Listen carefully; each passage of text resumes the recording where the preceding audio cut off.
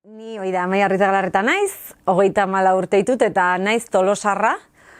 Ta bueno, antzerki ikasketak hasi nitu Madriden eta gero bueltatu nintzan honea berriz ez, Goenkale telesaien hartu ziaten, horre honitzala lanen urtebetez, eta gero esan, ikasten jarraituko nula, eta orduan gero Donostiko Taller de Artes Escénicas eskolan bukatu nituen ikasketak. Eta hortik aurrea, ibili naiz telebista eta antzerkin.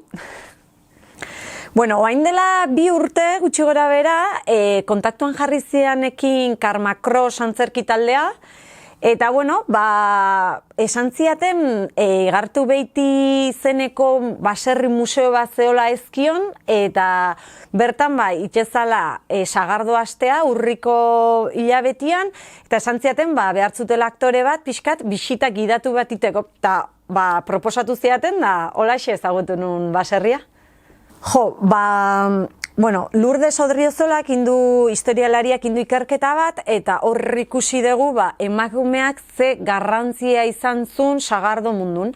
Eta kontatzen ditu historia oso potenteak, emakume oso ausartak, ekintzaileak, eta beti itzalean egon dira emakume horiek, baina historia hauetan kontatuko izuegu ze bizitu zuten eta nola bizitu zuten garai hortan behaien bizitza eta sagardo mundukin zerikusia zeukan mundu hori, ezta?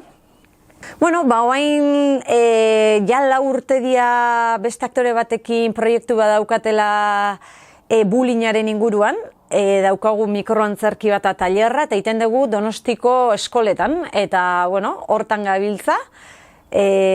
Oso interesgarria, iruditzen zaigu gai hoi beti dela beharrezkoa lantzea.